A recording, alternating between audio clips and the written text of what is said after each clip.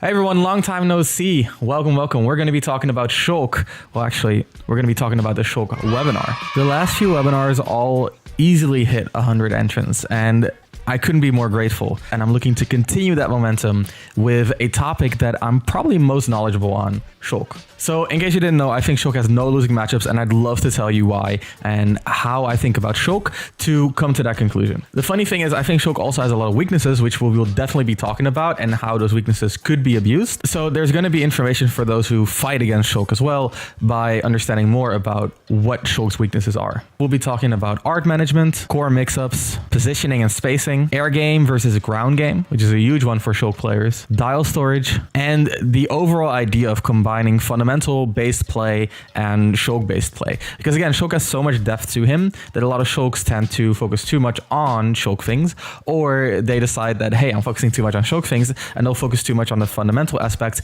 and miss out on a lot of things that make Shulk broken. Another thing that's different than usual is that this webinar will be 1.5 hours, which is a half hour longer than usual.